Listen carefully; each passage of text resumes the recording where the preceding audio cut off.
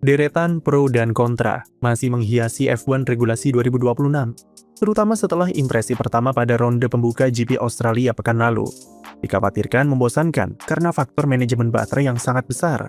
Namun yang terjadi adalah balapan malah berlangsung relatif seru, terutama pada lap-lap awal. Duel antara Charles Leclerc dan George Russell, serta beberapa aksi di papan tengah berupa saling balas overtake, begitu sering kita lihat sepanjang GP Australia. Hasilnya dari angka statistik, jumlah overtake meningkat. Dari tahun yang lalu, cuma 45 kali overtake menjadi nyaris 3 kali lipat, dengan 120 kali aksi salib menyalip di hari Minggu kemarin. F1 dengan bangganya memposting statistik itu di sosial medianya, yang seolah-olah menunjukkan jika kekhawatiran kalau regulasi 2026 akan berjalan membosankan itu adalah salah. Namun, angka 120 kali overtake tersebut rupanya tidak menyelamatkan F1 dari berbagai kritikan dan hujatan terhadap regulasi 2026 yang semakin deras mengalir setelah GP Australia, terutama dari pembalap itu sendiri. Karena baterai yang cepat boros dan harus cepat-cepat di-recharge lagi, itu membuat manuver overtake menjadi tidak natural dan diklaim oleh Lando Norris terlalu artifisial. Hal senada juga disampaikan oleh Max Verstappen yang sudah merasa begitu frustrasi dengan tuntutan manajemen energi yang membuatnya kesulitan menyalip Norris di fase akhir balapan. Ia sendiri yang start dari posisi 20 menggambarkan mayoritas aksi dan duel selama race sebagai sesuatu yang chaos dan mirip seperti game Mario Kart yang memerlukan tombol khusus untuk dapatkan boost untuk menyalip. Hal senada juga disampaikan oleh Charles Leclerc yang terlibat aksi balas overtake dengan George Russell di baris depan. Oli Berman yang habiskan lebih dari 20 lap untuk membuntuti Arvid Lindblad dengan lantang menyebut jika F1 telah berubah menjadi Formula E karena peran baterai yang terlalu berpengaruh pada performa mobil dan menyulitkannya saat mengejar pembalap lawan.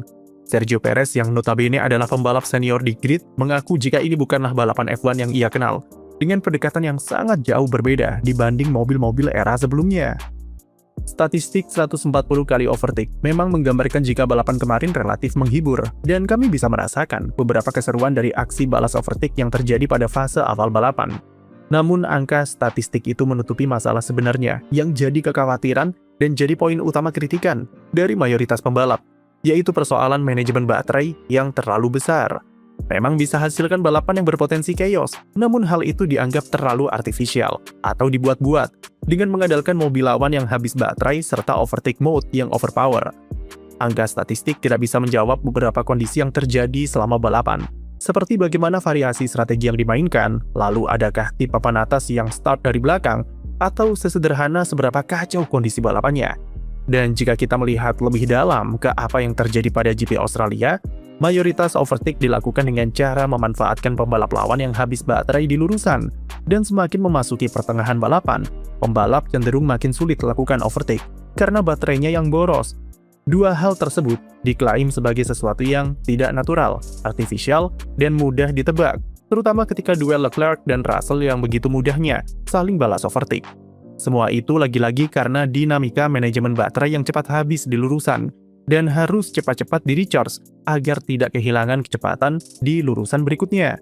Saat berduel, pembalap belakang akan memakai overtake mode untuk memperpanjang fase deployment energi listriknya, dan ketika pembalap di depannya mulai masuk mode super clip untuk recharge, perbedaan kecepatannya bisa cukup signifikan.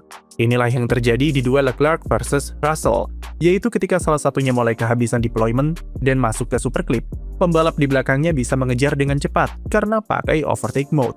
Hasilnya, manuvernya terlihat sangat mengandalkan bagaimana perilaku mobil di lurusan, dan bukan lagi perkara soal siapa yang paling berani luncurkan manuver di zona pengereman. Hal serupa juga terjadi di papan tengah, dan malah lebih chaos lagi, karena masing-masing pembalap harus berusaha jaga level baterainya setelah overtake supaya tidak disalip balik.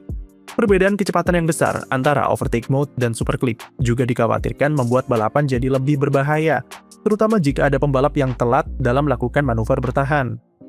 Jika berbicara soal artifisial, adanya komponen DRS yang diterapkan di F1 sejak 2011 sampai tahun lalu sebenarnya juga artifisial. Pada tahun pertama penerapannya, bahkan sampai bertahun-tahun setelahnya, DRS tetap dilabeli sebagai elemen artifisial sebagai pembantu manuver overtake. Satu hal yang harus dipahami di sini adalah bertahun-tahun F1 selalu dihujat dengan jumlah overtake yang sedikit dan kalah dari ajang sebelah yang selalu punya aksi bagi penonton. Memang harus diakui, jika proses terjadinya overtake di Australia kemarin terlalu mudah dan terlalu bisa ditebak di mana serta seperti apa manuvernya dibuat. Tapi beberapa aspek strategi seperti Russell yang berusaha berpikir bagaimana caranya untuk menyalip Leclerc dan membuatnya tidak mendapatkan keuntungan energi untuk overtake balik adalah hal yang menarik untuk dinikmati. Aksi Russell saat luncurkan overtake di tikungan pertama, kemudian disalip balik di tikungan selanjutnya, dan berbagai variasi manuver yang mereka lakukan, itulah yang diharapkan terjadi di regulasi 2026. Soal artificial atau tidak, itu menurut kami hanya masalah preferensi, dan merupakan bagian dari evolusi balap F1 yang selalu terjadi di era modern. Alih-alih debat soal perkara artificial dari overtake mode, kami lebih khawatir soal apakah variasi duel yang kita lihat di GP Australia bisa terulang lagi pada ronde-ronde berikutnya. 2022 cukup jadi pengingat bahwa duel seru yang terjadi di balapan-balapan awal tidak menjamin keseruan yang sama akan terulang di sisa musim, bahkan di tahun-tahun setelahnya. Yang kami khawatirkan adalah begitu dapat track position, permainan manajemen energi cukup menyulitkan pembalap untuk mengejar lawannya di depan. Ketika pembalap sudah paham strategi dan pola pemakaian energi, manuver random seperti di Australia kemarin mungkin akan makin jarang terjadi. Polanya masih sama, seperti regulasi sebelumnya. Begitu masing-masing pembalap sudah saling menjaga posisinya dan gap di grid sudah saling menjauh, sulit sekali bagi pembalap untuk pangkas gap dengan mobil di depannya. Ollie Bearman butuh 20 lap untuk salip Lindblad. Kemudian Verstappen sudah bisa menempel Norris sampai gap setengah detik, namun tetap tidak bisa menyalipnya. Sebelum VSC, gap Russell serta Leclerc juga sempat menjauh dan stagnan. Tidak ada jaminan apakah keseruan yang sama akan terjadi, dan bisa saja malah semakin membosankan karena semakin jadi prioritasnya manajemen energi. Apalagi skill pembalap di regulasi baru benar-benar diprioritaskan untuk optimalkan fase recharging dan deployment energi. Bagaimana cara pembalap berbelok, seberapa cepat dalam mengambil apex, seberapa keras pengereman, dan seperti apa gaya downshift-nya. Semua itu hanya untuk memaksimalkan aspek performa di baterai. Skill pembalap memang masih bermain, tapi orientasinya bukan lagi soal bagaimana melibas tikungan secepat mungkin atau seberapa kencang di lurusan. Namun semua dikerahkan demi optimalisasi baterai semata.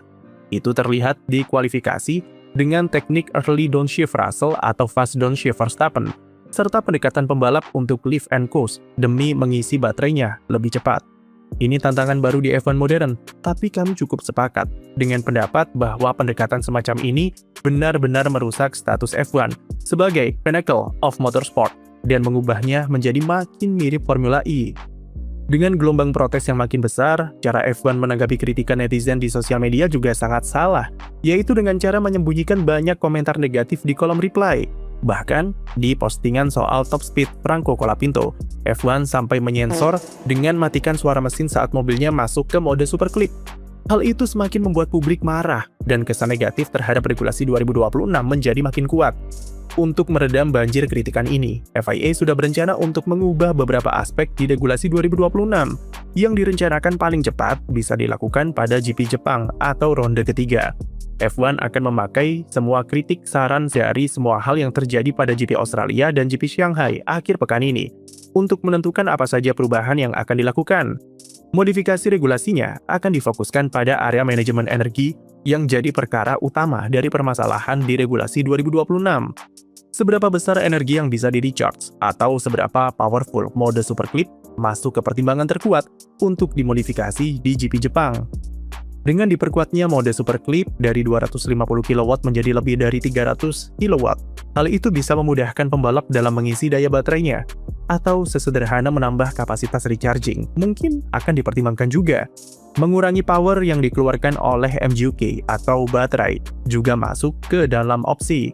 Meski tenaga mesinnya akan berkurang, tapi imbalannya adalah fase deployment bisa berlangsung lebih lama, karena baterainya lebih awet dan bisa cegah adanya permainan lift and coast atau super clip yang agresif. Satu opsi menarik, dan mungkin cukup beresiko adalah soal wacana menambah power dari mesin combustion, supaya peran baterai di mobil 2026 jadi tidak terlalu dominan. Karena peran baterai yang sangat besar ketika masuk super clip dan hanya mengandalkan power dari mesin combustion, pembalap bisa kehilangan antara 40-50 km per jam di lurusan. Yang jelas, menghapus komponen baterai jelas bukan solusi yang bijak, karena tim dan pabrikan F1 sudah habiskan jutaan dolar dan waktu 3 tahun untuk mengembangkan mesin regulasi baru. FIA akan memulai pembahasannya setelah GP Tiongkok nanti, dan akan diusahakan untuk segera diterapkan pada GP Jepang.